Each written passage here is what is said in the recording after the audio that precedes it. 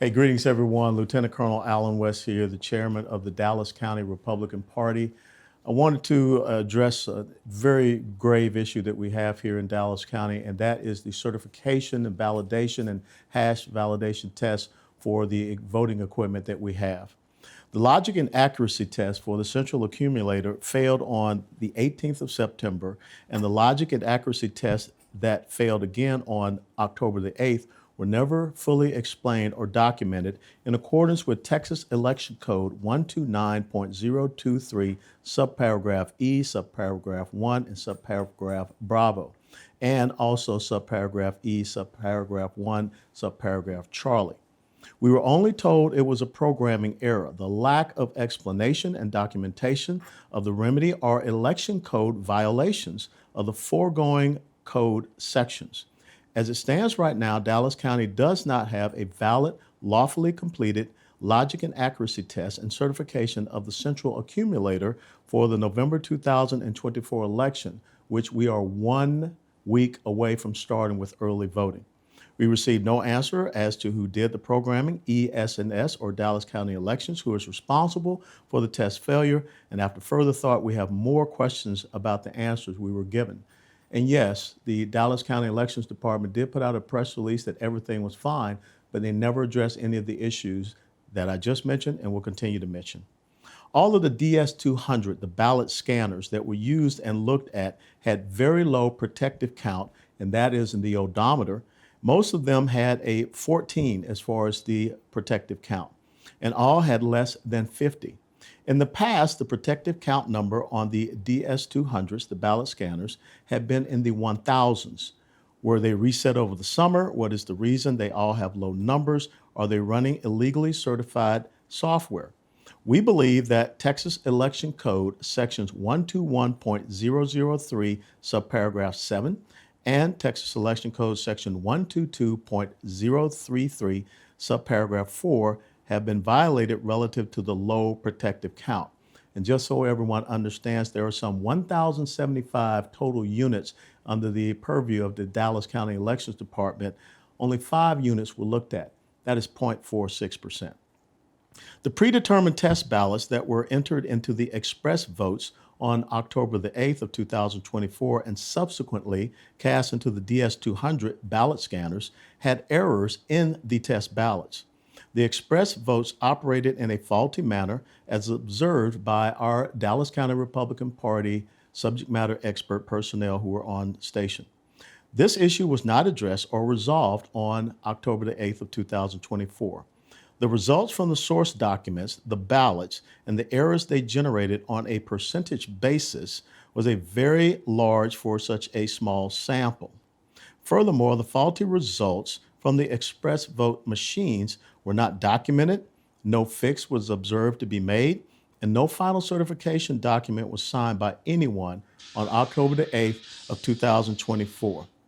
Thus, we are heading into the November election with faulty express votes that may be running illegally certified software.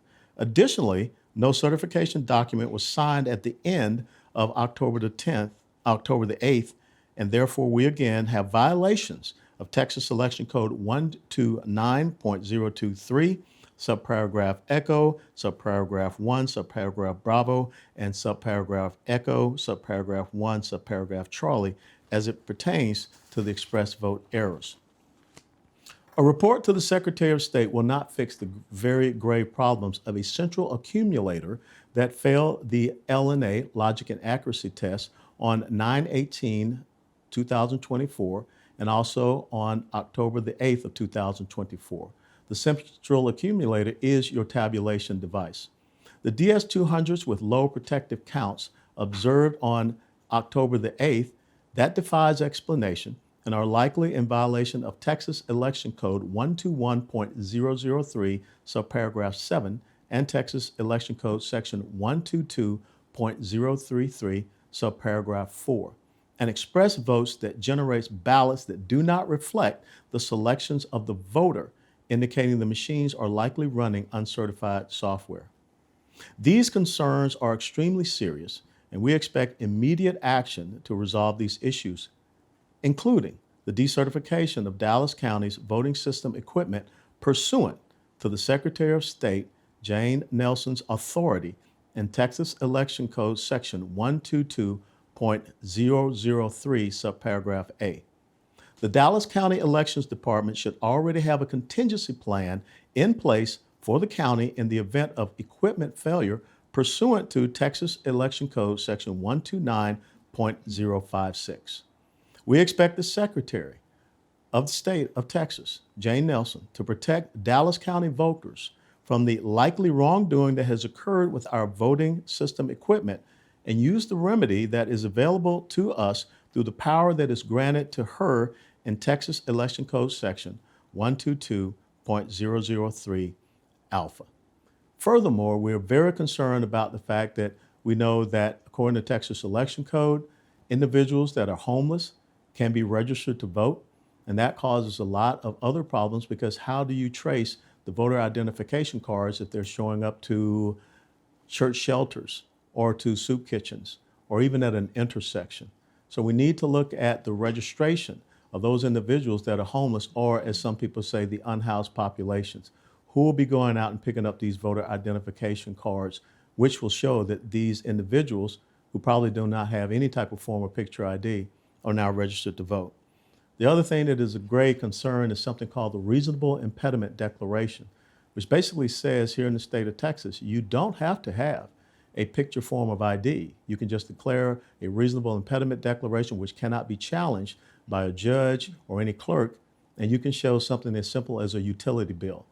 I don't think you can get on an airplane at Southwest Airlines at Love Field or an American Airlines plane at Dallas-Fort Worth Airport with just a utility bill. If we're going to protect something in the United States of America, it should be our sovereignty, it should be our children, and it should be our electoral systems. I am joined by Joanne Fleming, who is the Executive Director of Grassroots America, We the People. Thank you, Chairman West. And I am here today to make it well known that Grassroots America, We the People Political Action Committee supports Chairman West and the Dallas County Republican Party in their search for answers. Let me say that on this issue of the voting machines failing logic and accuracy test, this has implications across the state of Texas. If it happens in Dallas County and it's not reported timely to the Secretary of State, we have every reason to believe that that could possibly happen in other parts of the state. We agree with Chairman West that if we're going to get anything right, it should be our elections. So let me say this about the matter of the voting machines failing test. We're calling today for Secretary Nelson and Attorney General Ken Paxton to work together to find a quick remedy to this and clarity. If there's anything that voters and election officials, election judges, and election workers need, it is clarity before we open early voting next Monday. I want to say thank you to Attorney General Ken Paxton for the work that he has initiated regarding the verification of Texas voter list. On September the 19th, he requested that Secretary Nelson call upon the federal government to help her verify the voter list. Secretary Nelson was sent this information by America First Legal, Stephen Miller, on June the 24th. It took Attorney General Ken Paxton to get Secretary Nelson to call upon the federal government to do its job to help her verify the voter list. So we have a lack of clarity in this situation as well. Governor Abbott sent out a press release saying that the voter rolls had been purged of a number of illegal people who were not eligible to vote in our Texas elections. Secretary Nelson seems to think that this goes on a routine basis, that at the county level, that county election officials are determining whether or not someone who is registered to vote is a legal citizen or not. I can assure you that does not happen. But yet, General Paxton, on more than one occasion, has sounded the alarm about the fact that our voter list, registered voter list, needs to be verified according to federal law. Today, I'm asking for Governor Abbott, for Attorney General Ken Paxton, and for Secretary of State Jane Nelson, who is appointed by the governor, to get on the same page and to provide clarity to Texas citizens before they go vote. Because if there's anything we need, it's clarity at the polls. Another issue that's been in the news quite a lot has to do with the use of temporary licenses. So, fact is, non-citizens are registered in the state of Texas to vote. Yes, they are. So, it comes down to this question of clarity at the polls. How do we know they are not able to vote? Some people believe that everyone who is a non-citizen has a photo ID that is called a temporary license. There are non-citizens who are registered, who have driver's licenses in the state of Texas. Let me say this again. There are non-citizens in the state of Texas who have driver's licenses who look exactly like mine and Chairman West. And we are legal citizens. My question to Attorney General Paxton, to Secretary of State Nelson, and to Governor Abbott is this: can you provide clarity to election workers, to voters, how they can best determine at a polling location that someone who is a non-citizen cannot use that Texas driver's license to vote? We need to know what the processes and the protocols are, and they need to be very clear. And I will say clarity means you shall not. We're calling upon them to make decisions about processes that take the law that we have in place and make sure that people who have these driver's licenses cannot use them to vote. Now let's look forward. The State Affairs Committee, the Senate State Affairs Committee, is having a hearing, several hearings this week. On Wednesday, they will be taking up election integrity issues. So we are recommending to 3 of the senators who have worked very closely with us, and I want to say a thank you to them, would be Senate State Affairs Committee Chairman Brian Hughes, Senator Tan Parker, Senator Bob Hall. We have let them know that we are looking for this. When it comes to illegals registering and voting in Texas, we need strong enforceable laws with penalties passed, which will do these things: prevent non-citizens from registering to vote. In the March 2024 primary, people who voted in the Republican primary voted 98% that they want proof of citizenship required before anyone can register to vote.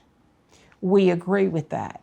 So we want non-citizens to be prevented from registering. We want non-citizens to be prevented from voting. We want mandated, timely, and ongoing reviews of the registered voter list to remove non-citizens and other ineligible voters from the voter rolls. We want the Secretary of State required to provide evidence of timely and ongoing voter roll maintenance for the state of Texas, and we want her to report, he or she, to report to the Texas Attorney General, the chairman of the Senate State Affairs Committee, and the chairman of the House State Affairs Committee for mandatory public disclosure. Mandatory public disclosure. Texas elections need to be more transparent, and we need our elected officials, our statewide officials, to provide clarity for the November 5th, 2024 election. So we today are calling on Governor Abbott, Secretary of State Jane Nelson, and Attorney General Ken Paxton to provide clarity on the issues that we have raised today. I think another very important issue as we conclude this press conference is to make sure that we restore back to the Attorney General of the state of Texas his ability, his constitutional authority to prosecute voter fraud. For whatever reason, the Texas Criminal Courts of Appeals took that away from him and delineated and delegated it down to respective county district attorneys. And I will tell you that here in Dallas County, we have grave concerns that our county district attorney, John Creuzot, would ever look into any of these matters. So first and foremost, let's all get on the same sheet of music down there between our legislators and the government bureaucracy and also our Attorney General, and make sure that we provide the clarity that is necessary for us to have electoral confidence here in the Lone Star State. Thank you for joining us.